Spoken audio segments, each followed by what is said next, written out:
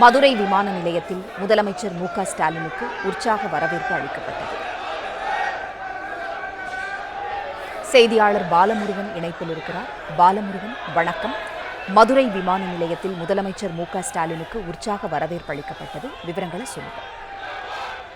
நிச்சயமாக 2 நாள் பயணமாக சென்னையிலிருந்து விமானம் மூலம் மதுரை வந்தடைந்திருக்கிறார் தமிழக முதல்வர் மு.க. ஸ்டாலின். அவருக்கு மதுரை விமான நிலையத்தில் திமுகவினர் உற்சாக வரவேற்பு அளித்துள்ளனர். பசும்பொன் முத்துராமலிங்க தேவர் குருபத்தை உள்ளிட்ட முக்கிய நிகழ்ச்சிகளில் பங்கேற்கிறார். மதுரை, நெல்லை, தென்காசி, ராமநாதபுரம் ஆகிய பகுதிகளில் பல்வேறு நிகழ்ச்சிகளில் பங்கேற்பதற்காக சென்னையிலிருந்து விமானம் மூலம் இன்று இரவு மதுரை வந்தடைந்தார்.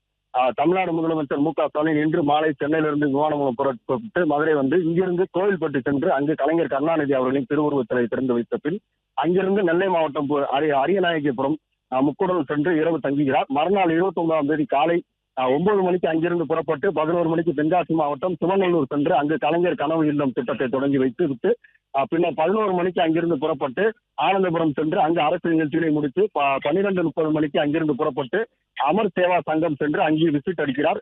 பின்னர் அங்கிருந்து புறப்பட்டு 1:30 மணிக்கு தென்காசி மாவட்டத்தில் கெஸ்ட் ஹவுஸில் சென்று தங்குகிறார். பின் மீண்டும் மாலை 5 மணிக்கு அங்கிருந்து புறப்பட்டு மதுரை வருகிறார். அடுத்த நாள் மறுநாள் 30ஆம் தேதி காலை புறப்பட்டு 7 மணிக்கு கோரிப்பாளையம் சென்று அங்கு தேவர் சிலைக்கு மாலை அணிவித்து விட்டு பின்னர் மருதாண்டியர் தெப்பகுளத்துக்கு சென்று அங்கே மாலை அணிவித்து மரியாதை செலுத்துகிறார். அதன் பின்பு 8:10 மணிக்கு புறப்பட்டு ராமநாதபுரம் மாவட்டம் கமுதி பசும்பொன் சென்று அங்கு தேவர் நிலையிடத்தில் மலர் வளையம் வைத்து மரியாதை செலுத்திவிட்டு பின்னர் அங்கிருந்து புறப்பட்டு தரைமார்க்கமாக 12:30 மணிக்கு மதுரை விமான நிலையம் வந்து இங்கிருந்து மீண்டும் சென்னை புறப்படுகிறார். அவருடன் கனிமொழி, KKSSR, ஐ. பெரியசாமி உள்ளிட்ட முக்கிய அமைச்சர்கள், மூத்த அமைச்சர்கள் கலந்து கொள்ள இருக்கின்றனர்.